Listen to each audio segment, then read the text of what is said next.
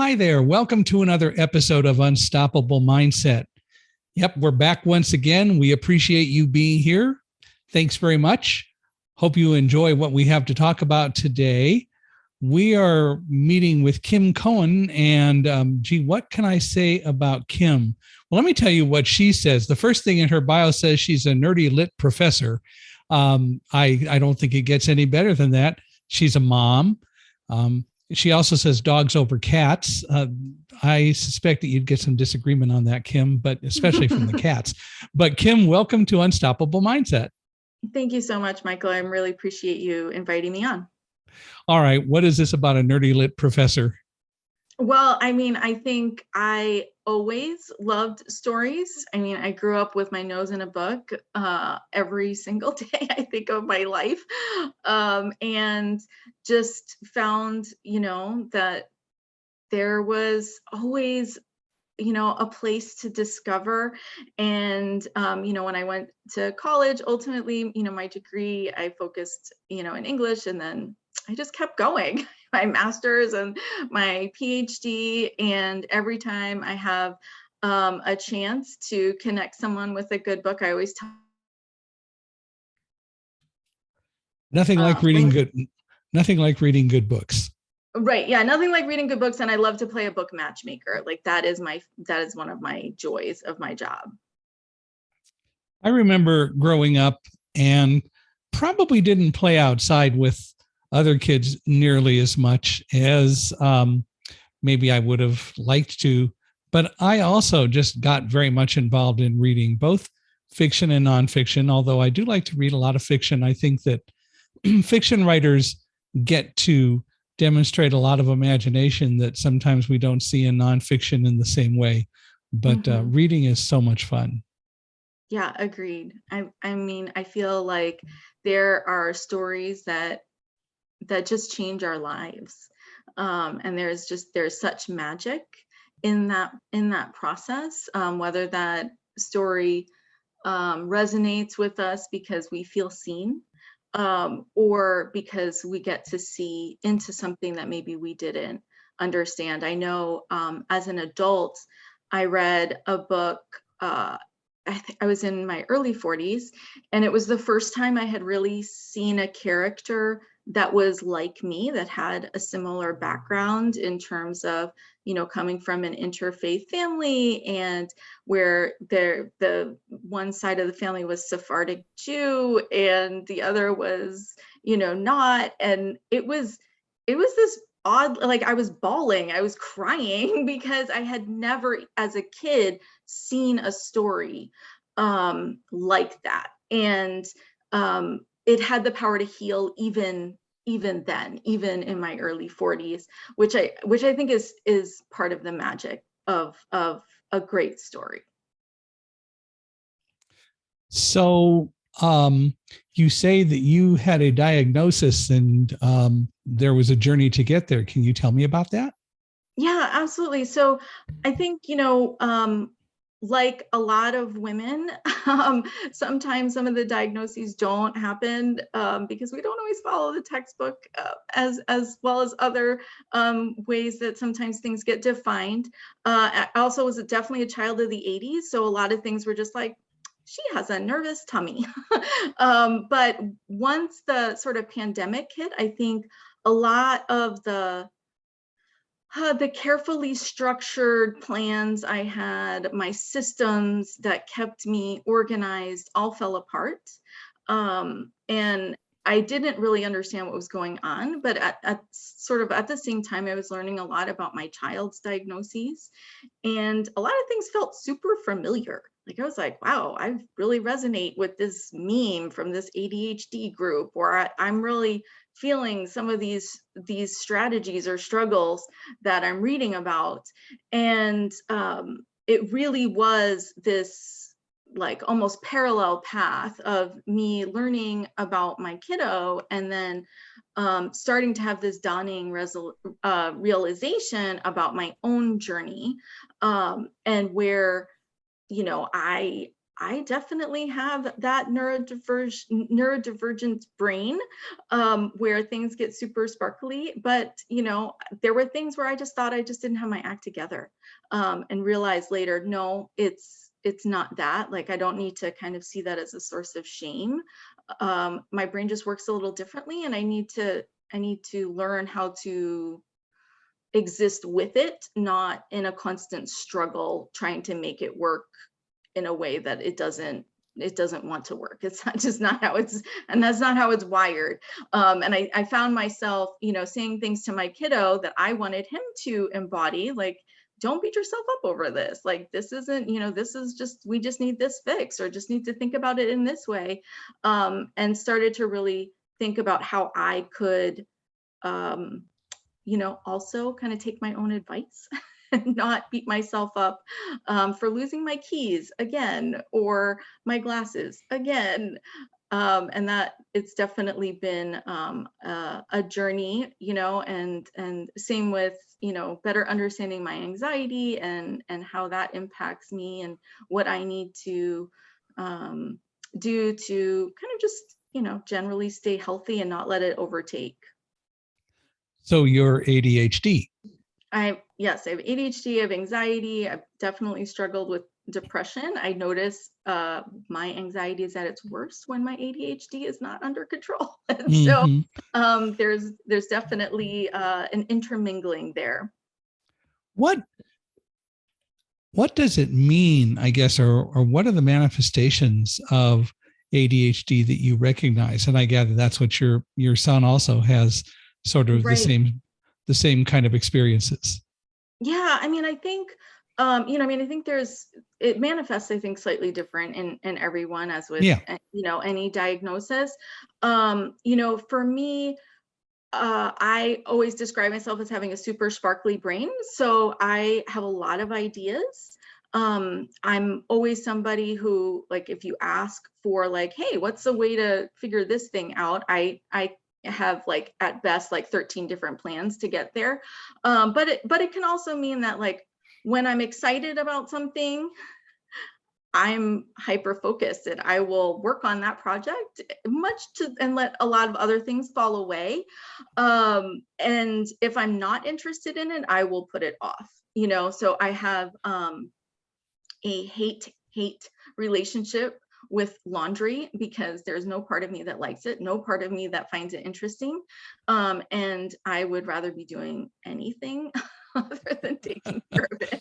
It's And so, probably You're yeah. probably pretty normal in that regard, but yes.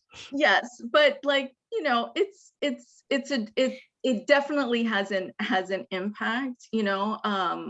Losing things for me is, my glasses, my keys, forgetting my keys in weird places, I think is definitely a part of it. But also, I think one of the things that I didn't realize, was a like a part of the whole way in which attention works and focus works is, when you call and you have to listen to the message, and it'll say, like, press 1 for this, press 2 for this.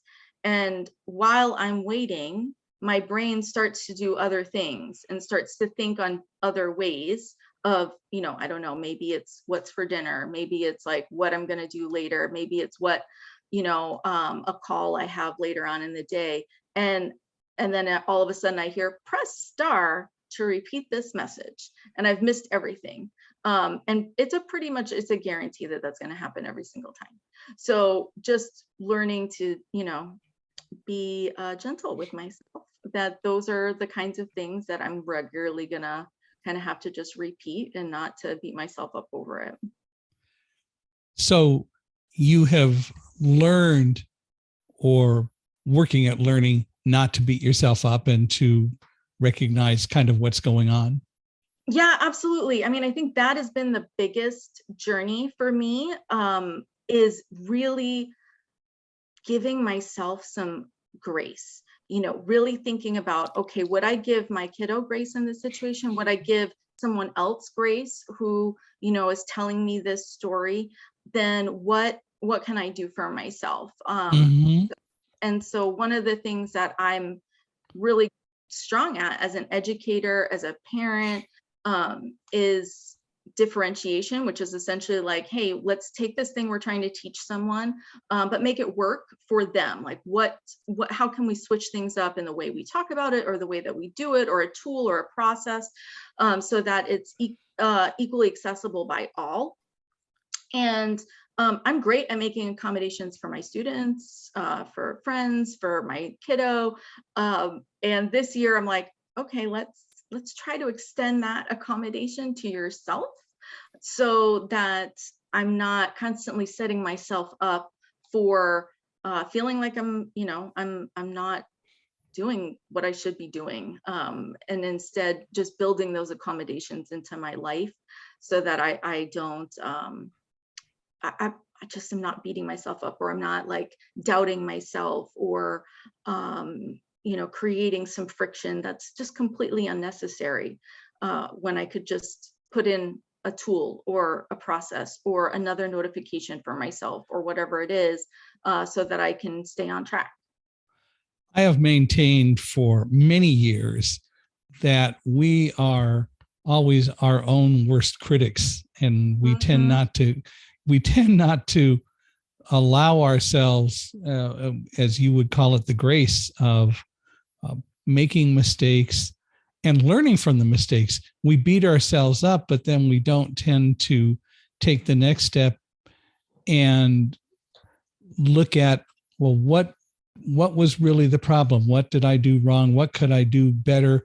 Or even if I did it exactly right, and not dwell forever on, my gosh, how could it have been better? But at least look at, how might I have improved it? Okay, I see what else I could even do to make it better, and then move on. And the moving on part is what's really always a problem. Yeah, absolutely. I mean, I think one of the, I suppose, unintentional gifts of something like ADHD is like, you fail. You fail a lot. You're dropping the ball. And so you have so many learning opportunities to figure out what's working. And I know that's something I bring with me in my teaching. It's something I bring with me in my parenting. And I'm really trying to give that to myself too. Like, okay, hey, you have this plan and it didn't work. What can we do next time? What's a different way to set this up? What's a time when it did go well? Why did it work then and not, today? But that powerful piece of self-reflection is so critical. Yeah, and that's probably the hardest thing to do, because your brain's going in so many different directions. But for everyone, it's the most important thing we can do. Right. Yes, absolutely. I mean, I think that there's a power in that self-reflection, especially if we can move past the self-reflection that's berating, like, there you go again, doing XYZ, forgetting your best friend's birthday, and instead really thinking about, well, yep, that happened, and I let this person down. What can I do next time? Can I put it in my calendar right now for next year? What can I do to, maybe not make that, or maybe it's not that big of a deal. Maybe my best friend knows I'm always going to forget her birthday, and she does. Like, she knows I could always. I get her birthday month. Yeah. But still, it'd be great if you didn't. And right. And I hear exactly what you're saying. I know that it is sometimes easy for me to forget. It's out of sight, out of mind, right? And my favorite example of out of sight, out of mind, which is a little different, but we buy lots of boxes of Thin Mints every year from the Girl Scouts, which is, of course, as good as it gets. Right, but yes. We put them in the freezer. And I have had boxes of Thin Mints in the freezer for over a year. People would say that's sacrilegious, but heck no, there's more for next time. But the issue is they're out of sight. And so for me, out of sight, of course, isn't just out of visual sight, since I'm not going to see them anyway, but they're not where I can touch them necessarily. And unless I go hunt for them in the freezer and remember them, they're really not there. But other things, as you said, like events and so on, for me, the Amazon Echo device has become a wonderful thing, because I've made it a habit, and I've had to work at it, but I've made it a habit that when I schedule something, or if something occurs and I want to be reminded of it in 6 months, I'll create a reminder right now Right. just to make sure that I don't have to. Well, and that's the operative part. I don't have to worry about it because I know I'll Mhm. get reminded. Right. And I think I mean, I've used the Echo device a lot for those reminders in our family because it's so helpful. And then also as a parent, like then it's not me making the reminder, it's this external voice. And so that can remove a little bit of power struggle sometimes. But anytime I can build that accommodation in, is a real win, because the weight of being afraid that I'm going to forget something, Yeah. and being afraid that yet again I'm going to forget something can be sometimes more debilitating than the actual forgetting of it. And so really trying to, when I can, build those accommodations in, and not judge myself, for Yeah. needing, multiple reminders, or it needs to have something on the calendar. Plus, I need to write it down. Plus, the Echo has to remind me. And so all of those things might need to be, in place, for me to just keep on track. Yep. And it works. How old is your son?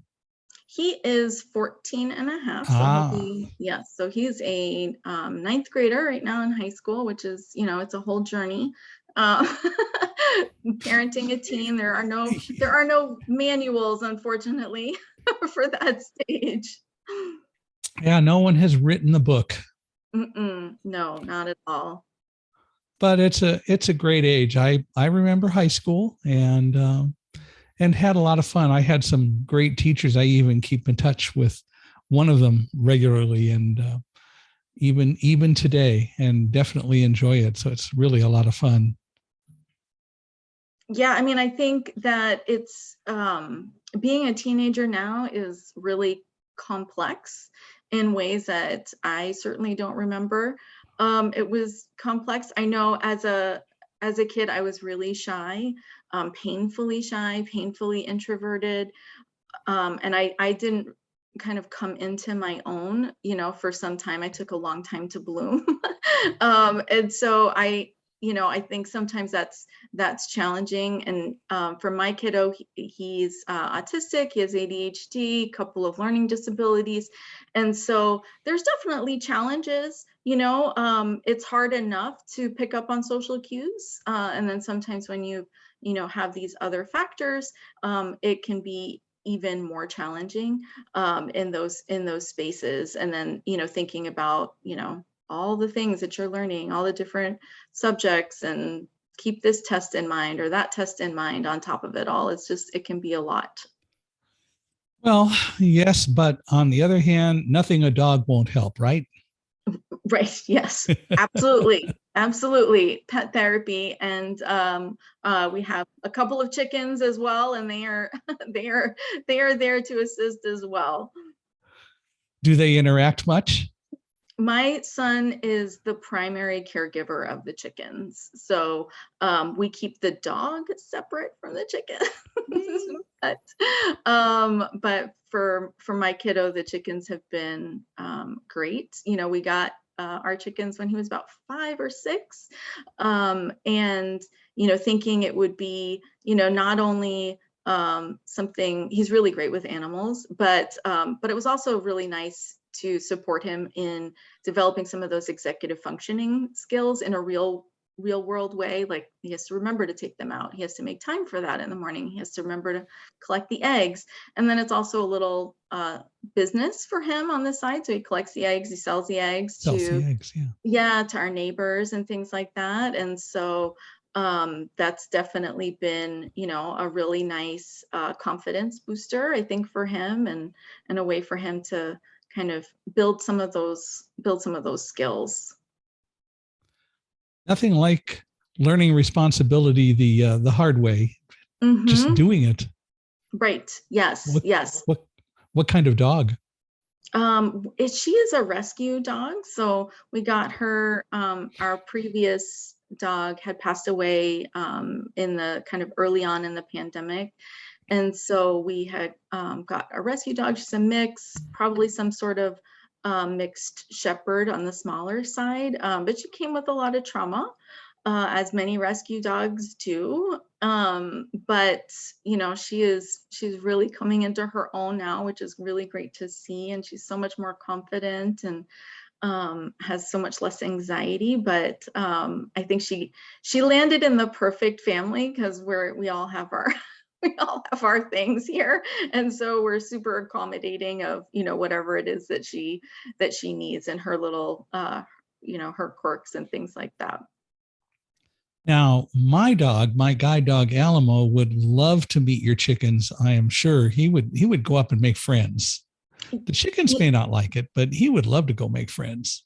Yeah, our previous dog Sadie, her and the chickens got along just great. She was a pretty low-key dog, especially as she got older.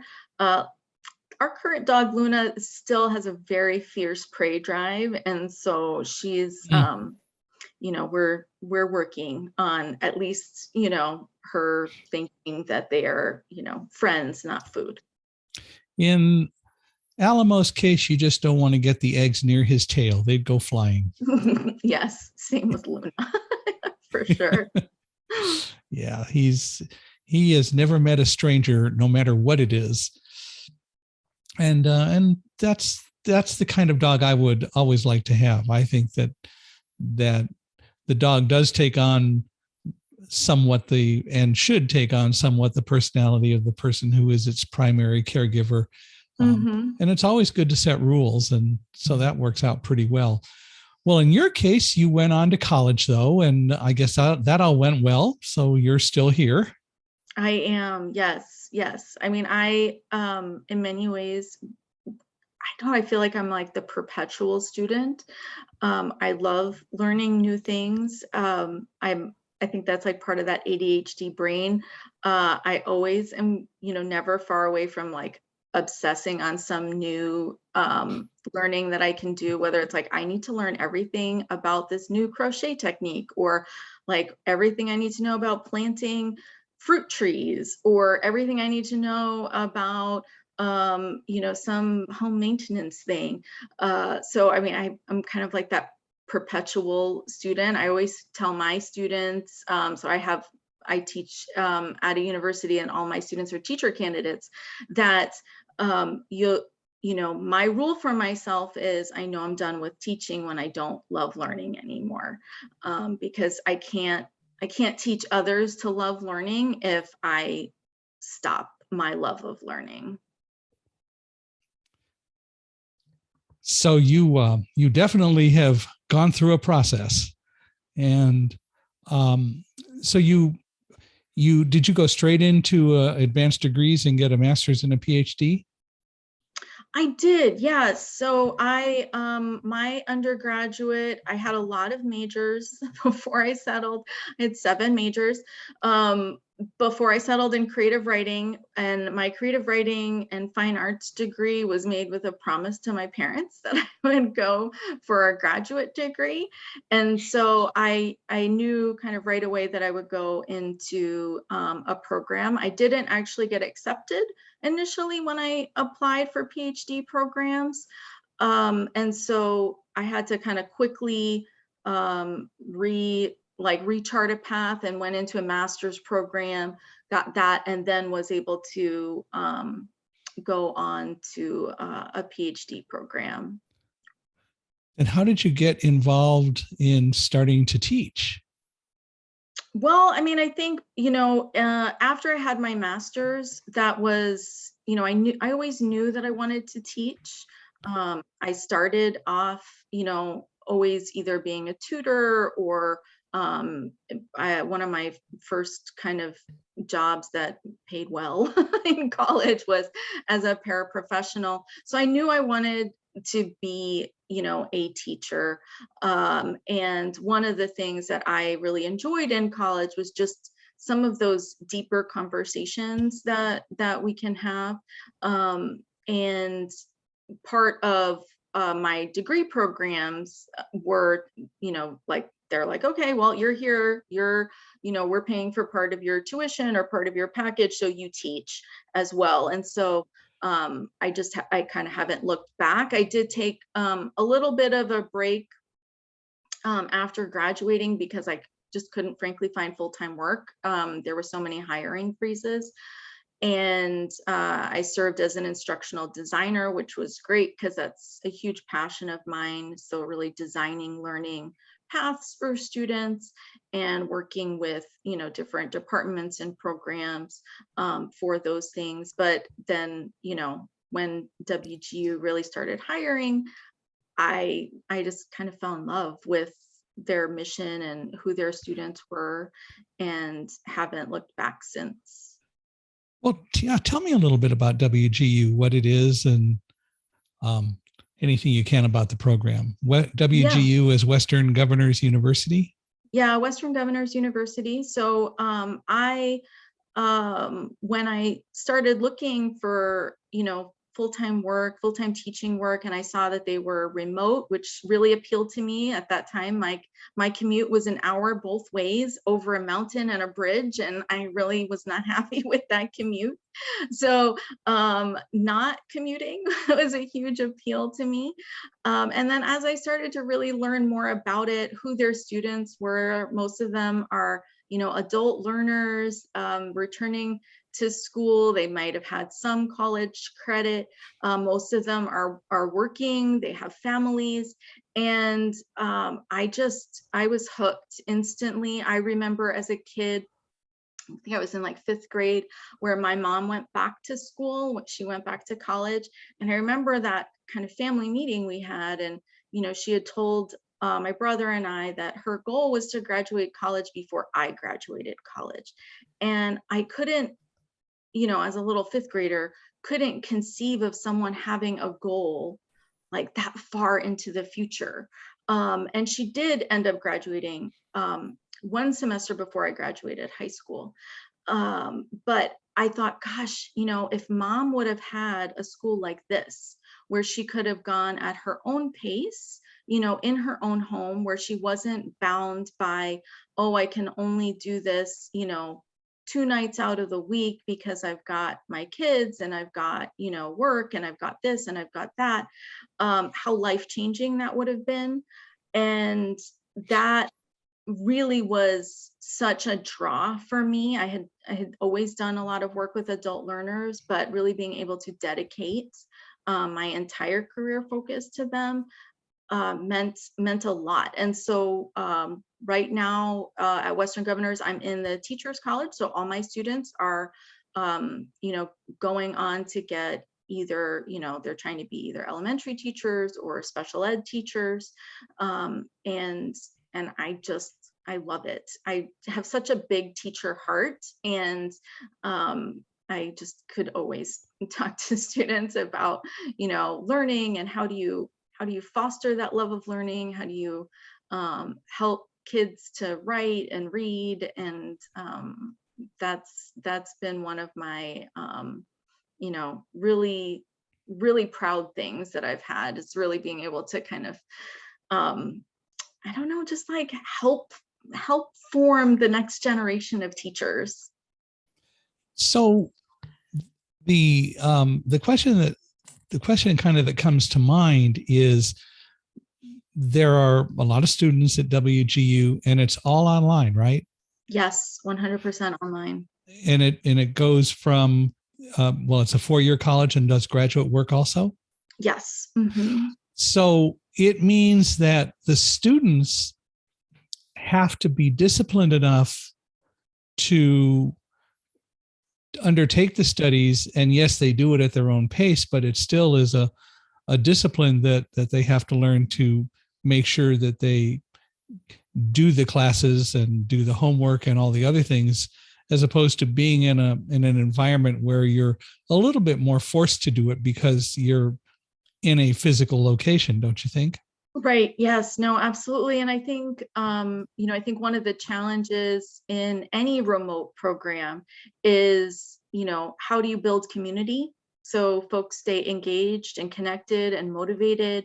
How do you build in supports so that if a student is struggling, they have pathways to, get assistance. And, all of those things, and especially, in the midst of a pandemic, those factors are even, more exacerbated when we think about, a lot of my students, for example, are they're paraprofessionals, they're aides, classroom assistants, they're bus drivers, they're in the school system. And right now, even still, there's a lot of shortages, teacher shortages, sub shortages, bus driver shortages. And so, they're stretched to the max. And so really helping them to find those support structures and to get the assistance that they need is a challenge. I think one of the things that I really love about WGU is that it does have a very student-centered approach, and we're constantly asking ourselves, what can we do better? What does it look like to leverage this technology, this system, to better support our students? And whether that's, we have this new initiative for study halls, so students can come into it's effectively like kind of like a quiet Zoom room, like a study hall where they can just get work done. They can share out each other's goals, celebrate each other, but it's this space that allows adult learners to throw it on their calendar and say, yes, mom is studying right now from 7 to 9, and close the door. And it feels now like sacred study time that they can commit to, where before it's like the dishes might be calling, or this kiddo needs a snack, or what about this, or all these other competing demands that they might have in their life. And I think that's the part that I've always really loved about WGU, is that it's just constantly looking for ways to meet our students where they're at and build the structures so that they can shine. So do you think that the whole experience of doing such a tremendous amount of online education and online work perhaps helped you and helps your students in some ways deal with what's been going on during the pandemic, when now suddenly everyone was thrust so much into doing things online? Yeah, I mean, interestingly, like I had a lot of conversations with students about that, where they would say, like, we wouldn't just talk about what the course was about, that I was helping them with through whatever content or concepts, but directly too about, managing Google Classroom, or how do you share this out, or how would you handle, this issue, or how can I make this more accessible to more of my students? And I think one of the things that I really tried to do is draw a straight line, an explicit line for students. Do you see this thing I'm doing right now? This is how I'm modeling to you this process. So when you're in the classroom, you can do something similar.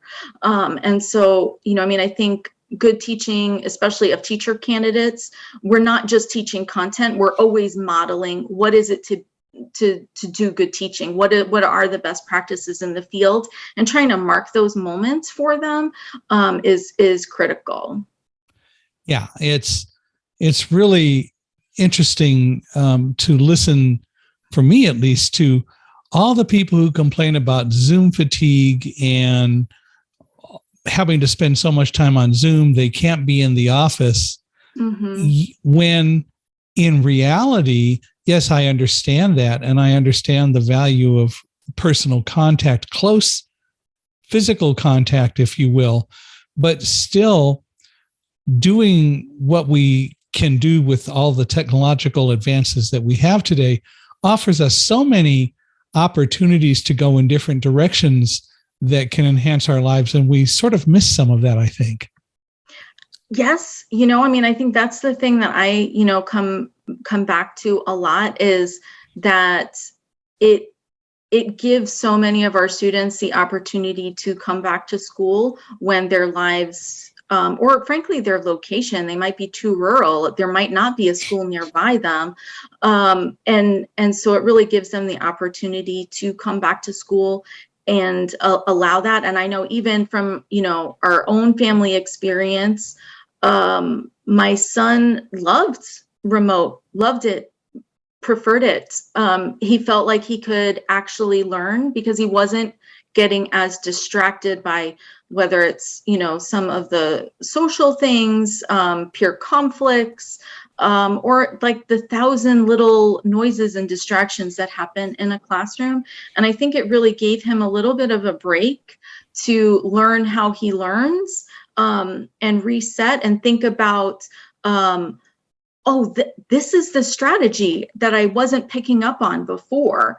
And now, he's been able to, he's like made high honor roll almost, for the entire time during, on Zoom. And so I think it gave him a window into what he could do and gave him some time to learn in a very focused way without some of those other distractions, whatever, those like typical kid stuff, peer conflicts, bus drama, things like that.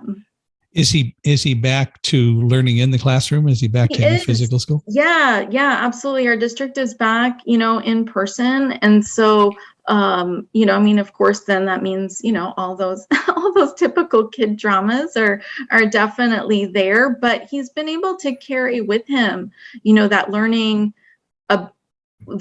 about learning that he did. And he's been very successful.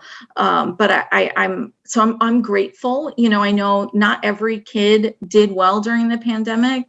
And I know in my district, we were very attentive to, making sure that, some of the kids who maybe had some technology barriers, who maybe needed hotspots, and things like that, we already have a pretty much a one-to-one for technology for our kids already, but really making sure that everyone's needs were met. I know not every kid did well in the pandemic. It happened to be, my kid did, but I'm also very privileged in that I work from home. So if he was struggling, I was right there. I mean, I was working, but I was still home. And it's not like he was, 100% on his own. Again, we're kind of learning to write the book on how to work more in an online virtual world. And I think it's a little bit unfortunate that probably too many people are just emphasizing the downsides of it and not looking at some of the advantages that it can bring to help in not only learning, but just doing work in general. Right. Yes, absolutely. I mean, I think even for myself working in a remote way, like I'm not a confident driver, I have a lot of travel anxiety. And so, being able to just work from home is then one less kind of weight on me, because I can just go to work and I can focus on working. I don't have to worry about all of the things that go into traveling to a workplace. And so, I think there's a lot to be said for it, but I think there's also a lot to be said for knowing what you need. If you're the kind of person who really gets a lot of energy from working in close proximity to others, like it's not going to be your jam. You probably shouldn't look for that in a job, Right. Or make sure that you've got other plans outside of that to get that, that input and fill your bucket in that way. For me, it's like the opposite. So I need to make sure I've got, more quiet time to fill my bucket, and certainly, being remote allows for some of that. Well, there's some value in simply taking more quiet time. And I think that most all of us never take enough quiet time, even if it's maybe going to bed 10 minutes earlier and lying and meditating and just thinking about the day. And again, getting back to introspection about what worked, what didn't work, and so on. It isn't that hard to do, but it's a habit that seems to be very difficult to make really happen in most of our lives. But, here's a question. Mm-hmm. If you could give every student a Post-it note to put on their desk, what would it say?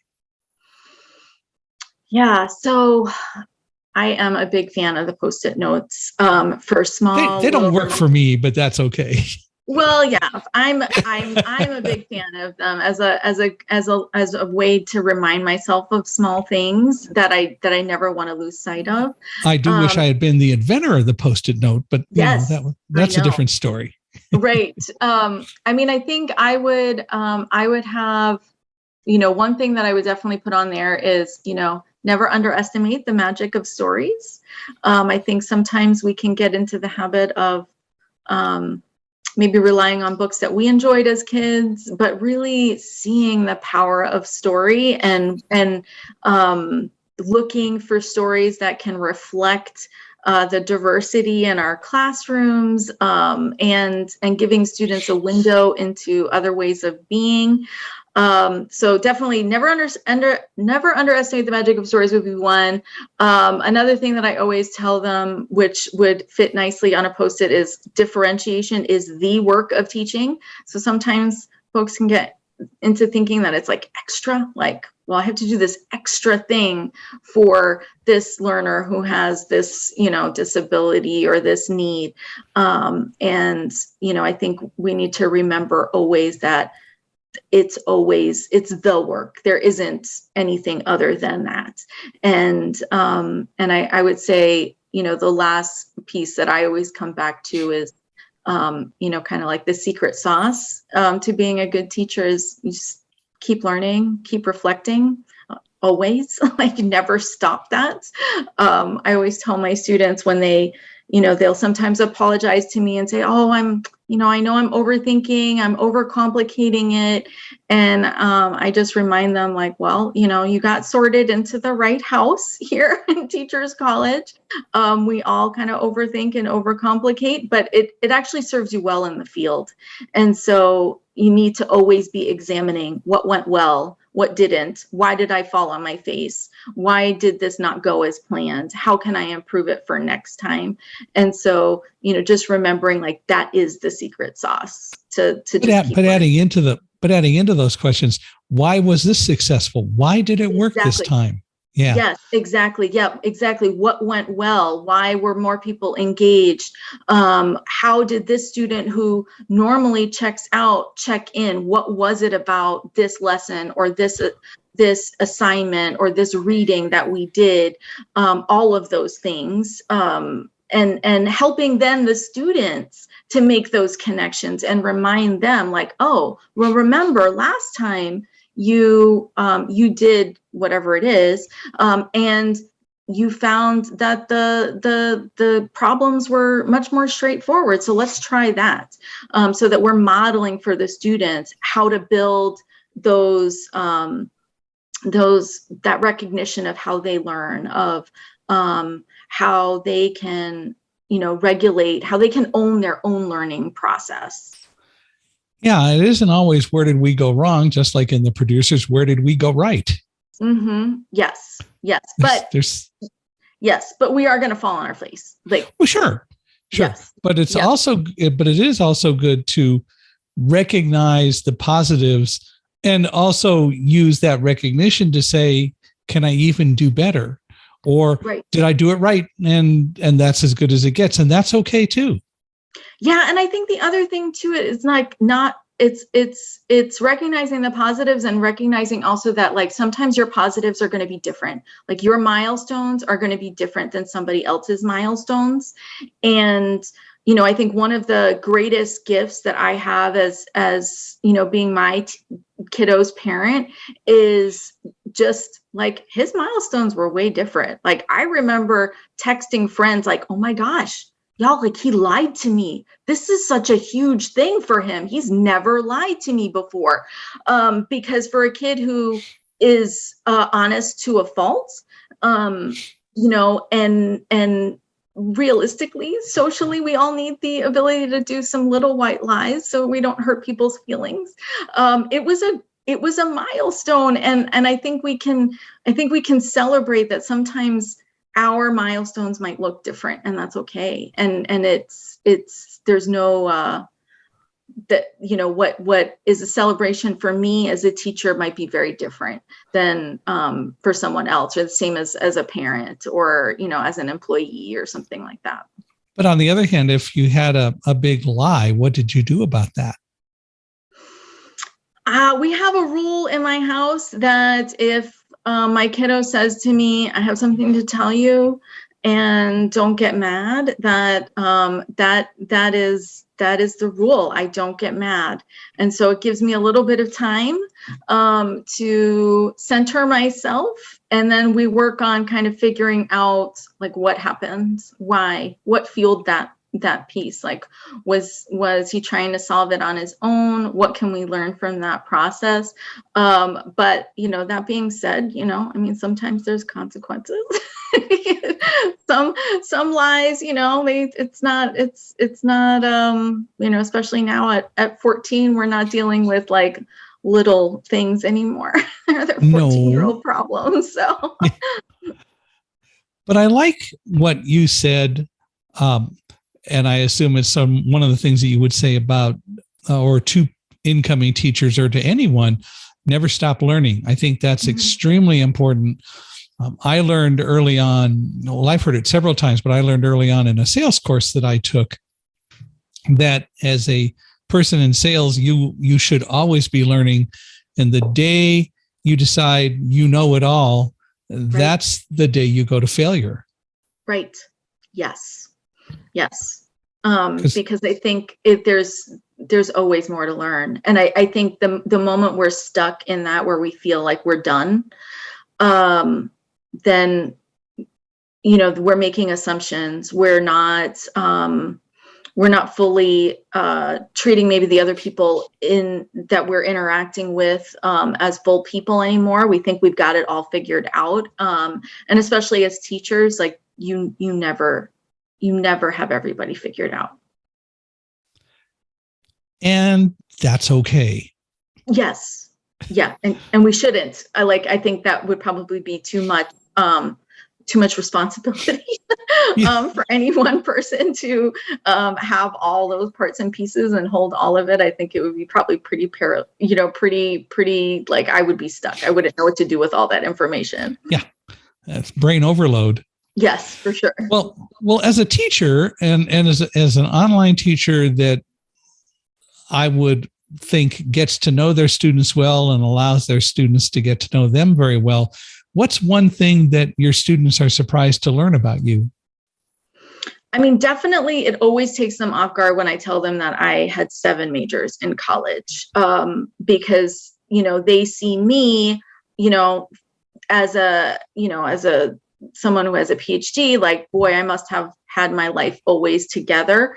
And that's helpful for them to know, because I think it just normalizes, for a lot of my students, like, this isn't their first time in college. They might have, tried going to college a few times, and now they're really trying to make another go of it. So I think that's always something that is interesting to them. I think the other thing that always surprises them is to learn how long it took me to get my PhD. I had some health things going on. I had a baby. My baby had a lot of very intense needs. And I was working. I had multiple like adjunct gigs and working part-time. And so that degree took some time. And I think, again, that it really normalizes that part of it. And I think, the other thing too that I share with them is like, hey, you're always going to have people who doubt you.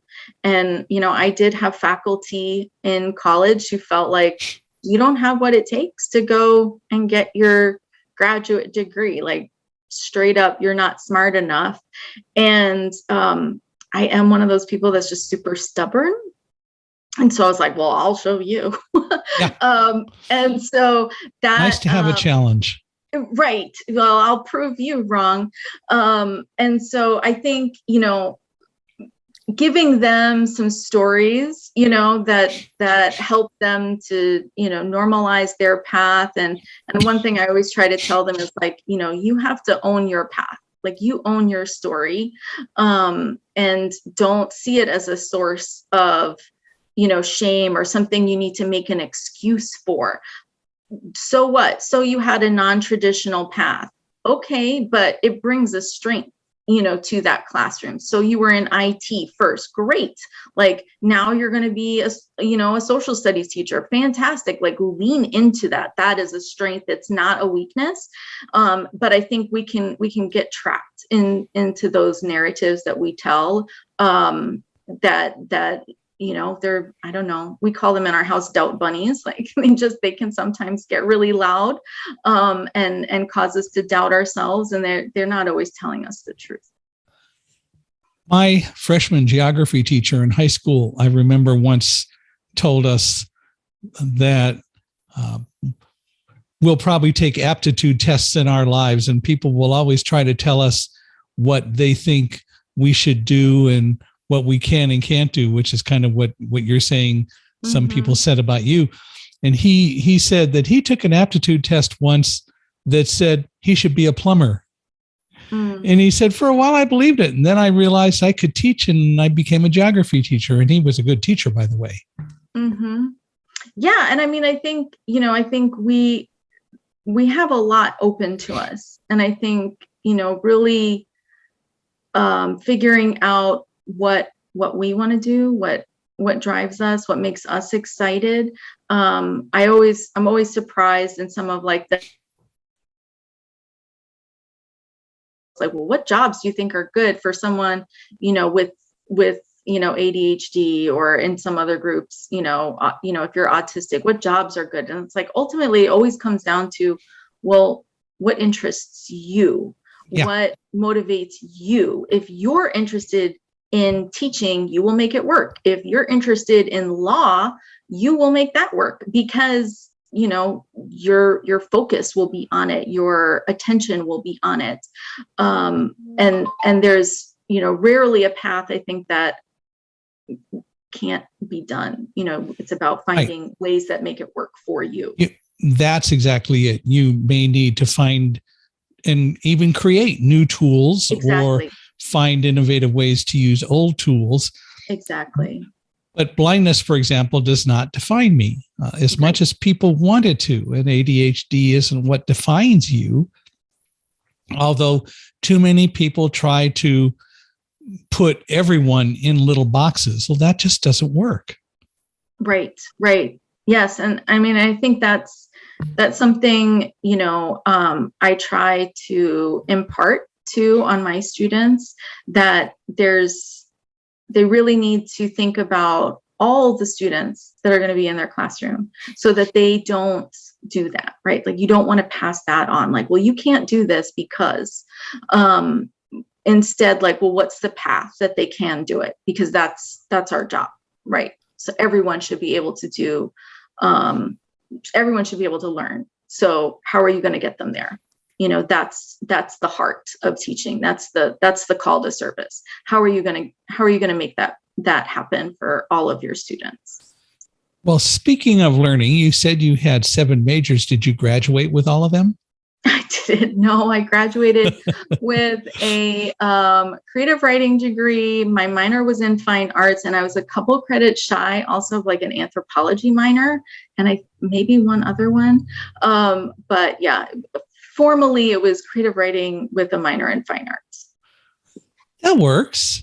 It does. I mean, I'm a very creative person. Like, if creativity exudes, I'm like kind of a, I don't, I'm not an artist. I don't regularly do art. I crochet all the time. Like, so it comes out in other ways, often it's really beautiful slide decks for my online courses.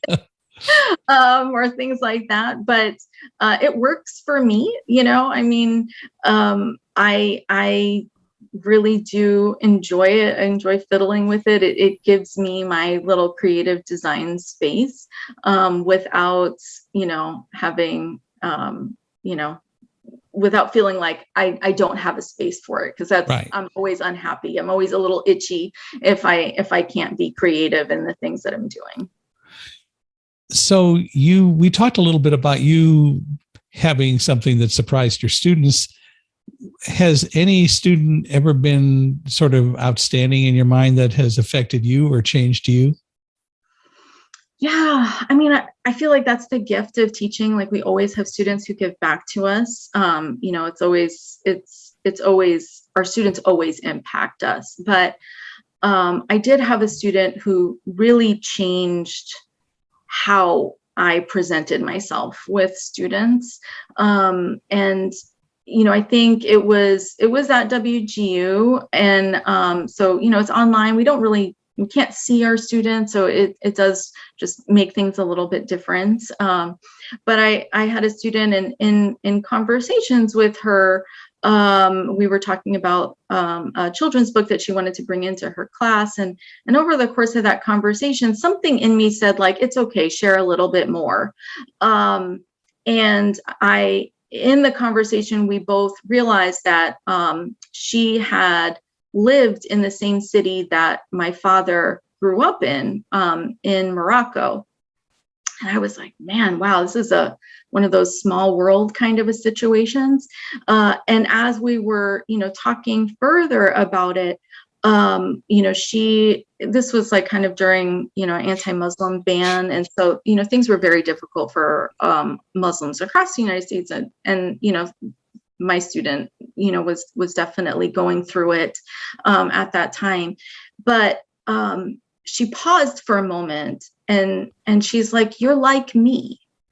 And I was like, okay, and I felt very like, okay, I'm glad that she sees herself here. But she's like, "No, you're like me, and you're teaching at the greatest teachers college in the United States." She's like, "Now I know anything is possible."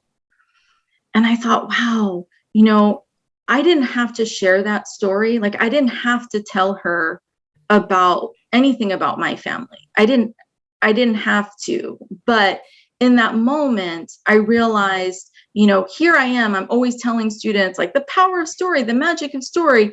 And I was talking about storybooks, and I hadn't considered the power of our own story. And what it means to represent, especially as a faculty member, and how that might impact, my students. And really after that, I really tried to share a little bit more of my story, whether that's, sometimes in, some of my online classes, I'll talk about how, some of the challenges that my son has had in learning about, say, inferencing, which can be difficult for some autistics. And so, but I'll share that out as a parent, and the amount of, emails or calls I get from students who then tell me, "Oh, my kiddo's autistic," or "My kiddo has, a similar diagnosis," and they feel seen. And I think that's the power, of it. And I'm grateful for that student, for that lesson, because I don't know that, I think I felt like maybe it was too personal, and I just would keep it a little bit too close, but she helped me feel like that power, and how I can share that with my students, and then they feel seen, and then they feel empowered, and it creates a much more inclusive space. So have you ever considered publishing your own book telling your story? I haven't. I have written a couple of children's books. None of them, got to a place where they were picked up by an agent or anything like that. But I think it's a great experience. And I do love telling, stories. But it's a whole different, I don't know, it's a whole different drama in that world. It is. But now today in our world, the other thing that we have is the ability to self-publish, and that opens a lot of opportunities for people to more easily tell their stories. Mm-hmm. Yeah, absolutely. Absolutely.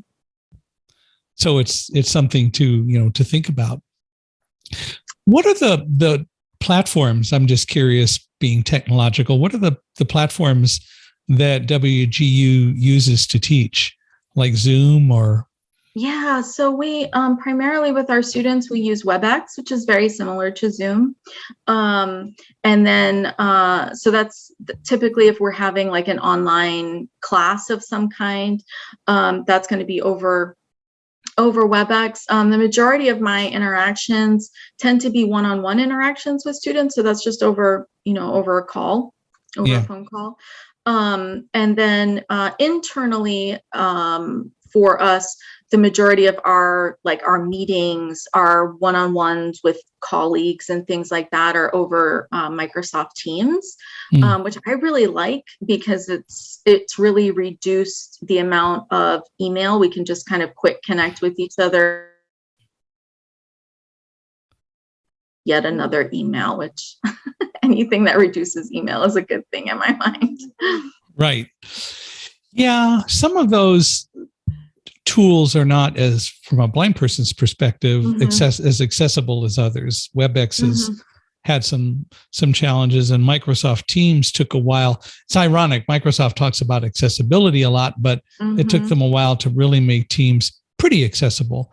And none of them are, from my perspective, at least, as accessible and as usable as Zoom from a standpoint of just being able to really interact with the technology and others. But have you ever taught any blind students? Trying to think. I'm sure that I have, because I know I've had to push, make sure certain things, had appropriate captions and transcripts and things like that could then be modified by the student.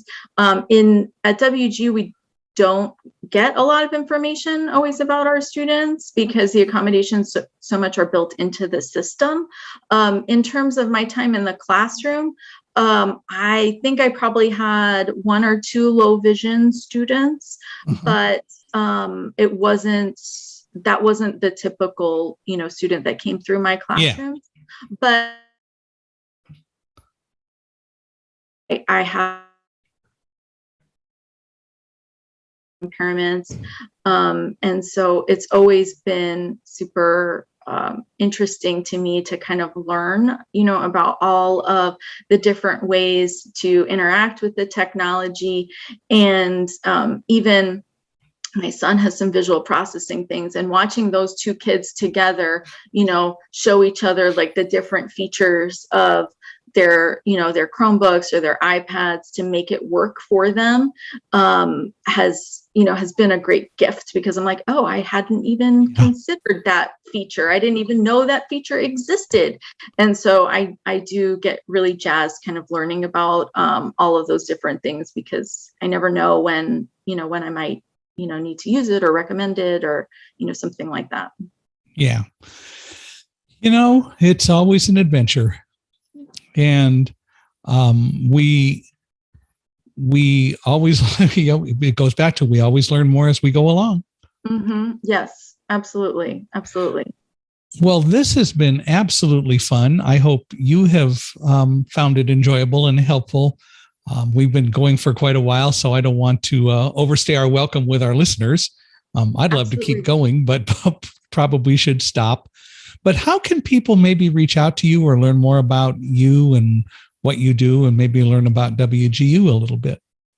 Yeah, absolutely. I mean, I think you can always find me on LinkedIn. So that would be a great way to connect. And then in terms how do they find you? Oh, gosh, I don't think I have my, I think they can look me up under Kim Cohen, and then they'll find the Kim Cohen that's affiliated with WGU, and that'll be me.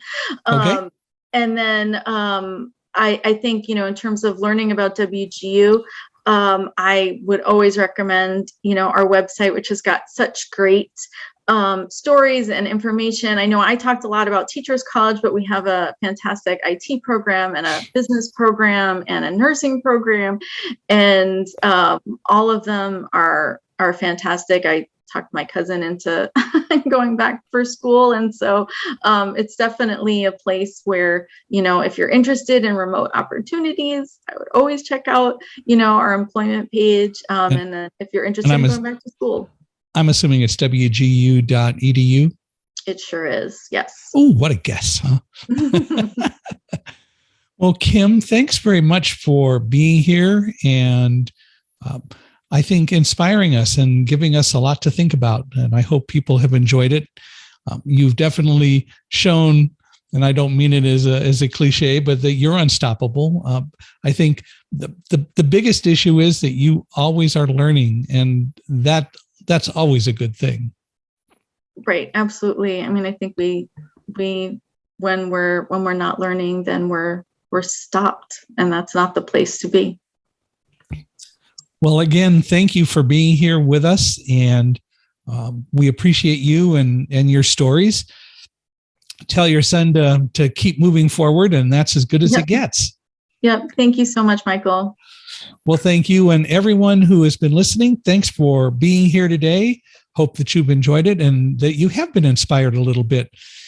I'd love to hear your comments. Please feel free to reach out to me. My email address is michaelhi, michaelhi, at accessibe, accessibe.com, or go to our podcast page, www.michaelhingson, michaelhingson.com/podcast. And when you're there, and now that you've listened to this particular episode, I hope that you'll give us a 5-star rating. We appreciate it very much. We value you. You are the people who make us a success, and we love to hear what you think about all of our shows. And I know that Kim will love to hear what you think about all that she has had to say today. So again, Kim, thanks for being here. And we look forward to the next time that we get to chat on Unstoppable Mindset.